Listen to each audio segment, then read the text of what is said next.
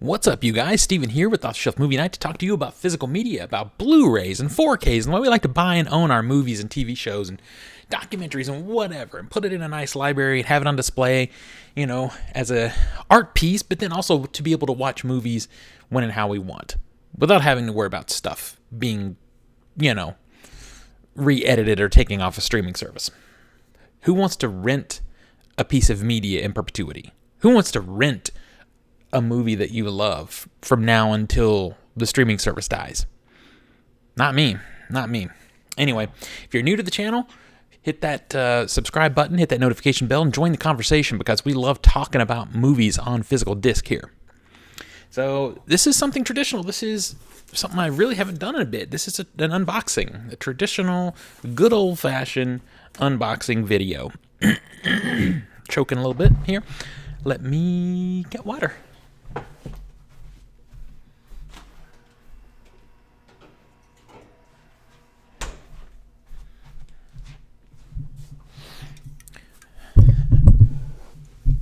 Will I edit out me getting up to get water? Will I edit that from this video? It's a good question. We'll see. We'll see how the day goes. Anyway, this is a fun one. This was a little bit of a weird sort of chase that I had going on for this piece of media. So you guys know, I've talked about this before, how I feel about the Scream Factory slipcovers. I have a love-hate relationship with them. And it's not that they're particularly bad. It's just that I don't feel their slipcovers are worthy of the dollar amount that they charge for them. When you compare to like an Arrow Video or a Second Sight or any of these other really great companies that give us incredible packaging for the same cost, same price as Scream Factory does, their slipcovers aren't that good. Sorry, guys. Maybe that's a hot take for you Scream Factor collectors out there, but they're not that good, right? The only argument I can see for the cost difference is the IP that they have is often probably more expensive. They do have some premium A-list IP, and that's what really keeps Scream Factory going, because they do fine 4K presentations. Their extras are pretty good, but I don't know that they're an industry leader in that way. I still think that's probably Criterion and more so Arrow Video and some other international companies do a much better job. But anyway, choking here, you guys. I'm choking today. Allergies are really bad. The weather's finally changing here in Tennessee. So, yeah, it's finally getting cold. So, we're struggling. Anyway, all that said, I started buying the John Carpenter 4Ks.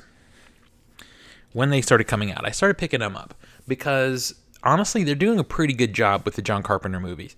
My only hot take is this one. I haven't bought their new release of Halloween yet. This is the previous 4K. And I haven't picked it up yet only because I feel that this is a superior 4K. The color grading in the Scream Factory 4K is not accurate. To the point that if you open your Scream Factory release and look at the Blu-ray that's in there, it actually notes on the disc that it is a previous color grade.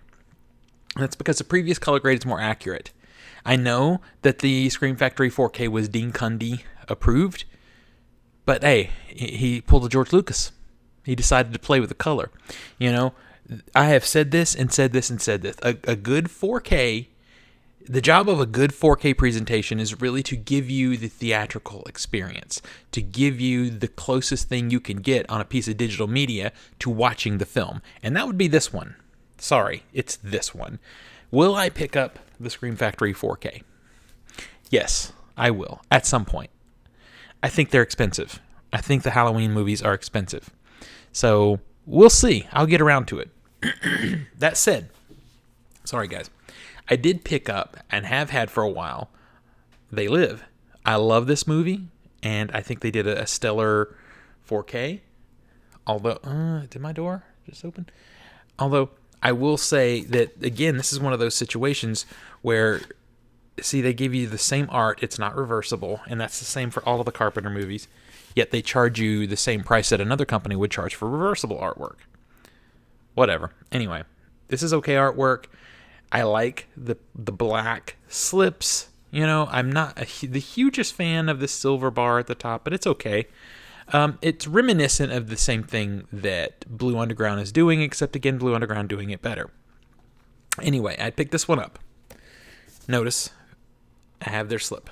So I was happy for that, right? So then I picked up Prince of Darkness. Also has the slip. And again, no reversible artwork.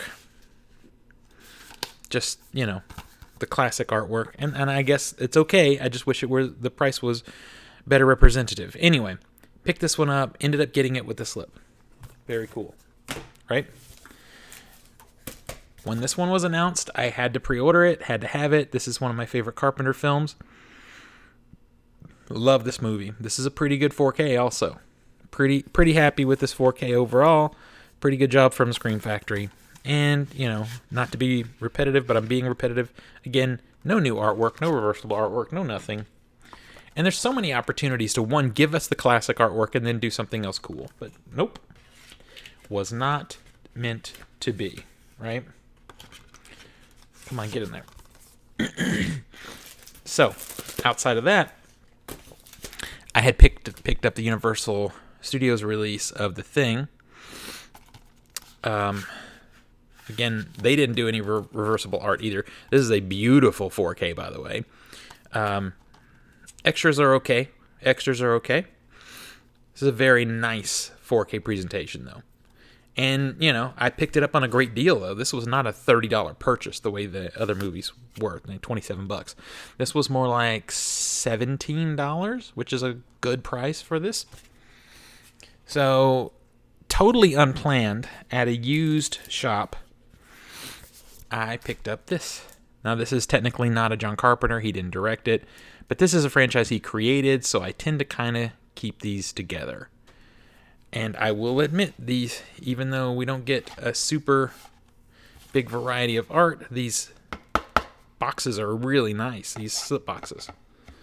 So, I'll give them props for that. These boxes are real cool. I like these hard box side loader deal. I love this, right?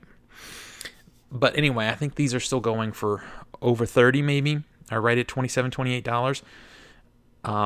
But yeah, I just picked this up for $15, brand new, at a used place. So, outside of that, as far as Carpenter movies, I have this previously released Christine Steelbook 4K. And I like this Steelbook. I think it's okay. This was how it was available, and I like the movie. So anyway, this leads me to this. So earlier in October, The Fog was released. And I knew that I wanted to get The Fog, and because I had so many, like here, I had so many of the movies already with these slipcases, I wanted The Fog with a slipcover. These don't seem to be going anywhere, so I wasn't in a rush to pick it up, right? So, a collector mentality, even though I don't love the slipcovers that Screen Factory is doing, because I had some, I just wanted to get all of them with the slip. Well, I realized the time had slipped away from me and it had been out for a few weeks and I hadn't gotten the movie. So I thought, crap, let me get that picked up. So I go to Amazon and nothing is available at the time I was purchasing for the Fog 4K on Amazon except the 4K Steelbook. And I sort of thought, well, maybe that would be okay because, you know, I have this Steelbook also. But for some reason, I don't know. I don't know why. I just, since the option is there, I really prefer the slipcover.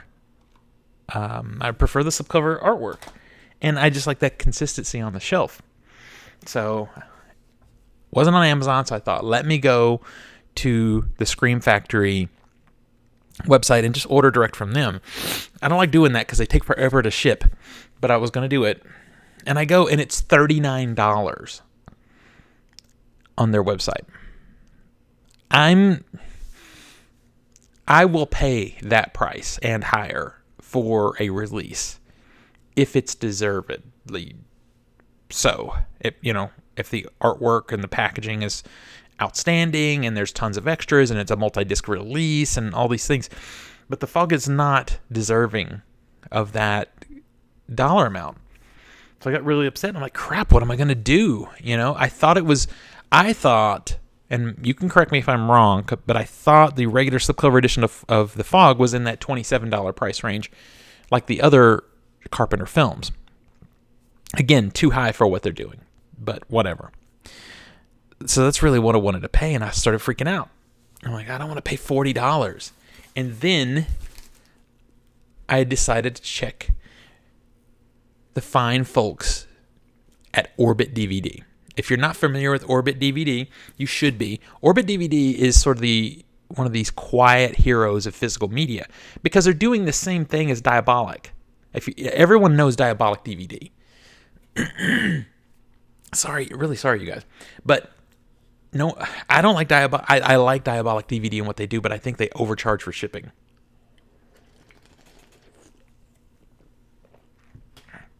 So I don't order from Diabolic that much. I think Diabolic is one of those companies that could give you free shipping on a certain dollar amount, let's say $50. But they don't. So I don't order from them that much.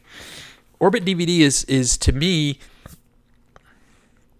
more in line with like a Hamilton Books type of thing, except Orbit, it's kind of like weird because you go to their website and it's a real basic, very old looking website. You would expect it to just be the $5 Blu-rays and that kind of thing.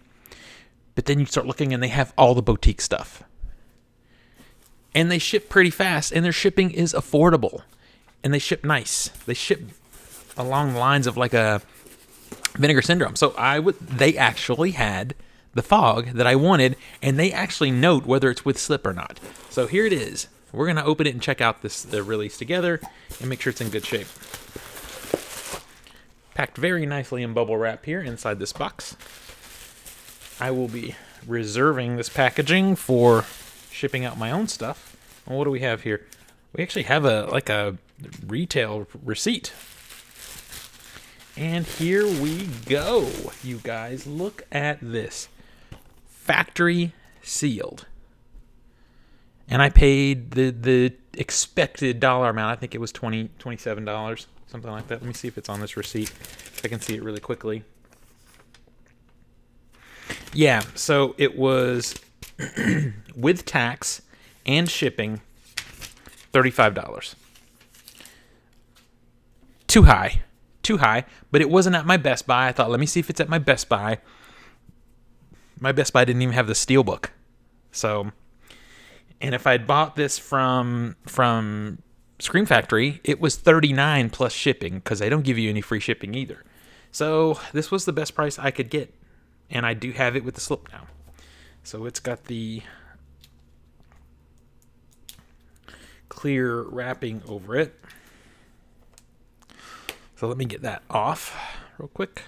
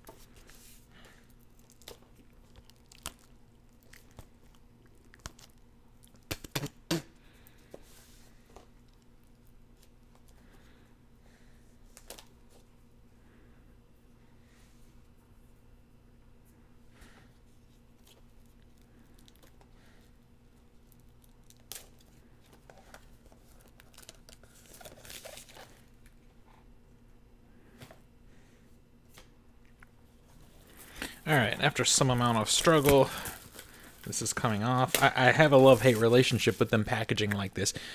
Generally, it's good because it does help protect it, but it's kind of hard to get it off sometimes without damage. This looks like a very pristine, really nice slip, like it has no damage. Fog. Let me get a little closer if you guys want to pause and read up. I don't think there's anyone on my channel that's not going to know this movie. Check it out, and once again, no reversible artwork. Discard on the inside. Just double check. You guys, there's reversible artwork. Holy crap, I am flipping this. There's my phone. I am pumped, you guys. There's reversible art. Holy crap. I'm so excited. I hate doing this, flipping these, though, because I suck at it, and I'm always afraid I'm going to damage it. But let me just do this, and I'll show it to you. Guys, you don't know how excited I am that there's some original artwork in here. Because why not? Why not? In the scheme of printing and the cost of printing on this massive of a scale, it doesn't cost them that much to give us some reversible artwork. So if you don't know this film, it actually stars two of our favorite Scream Queens of all time. It's from 1980. It stars Jamie Lee Curtis and Adrienne Barbeau.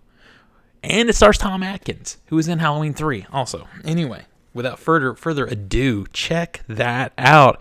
In all the unboxings I've seen, I haven't seen anybody reverse the artwork.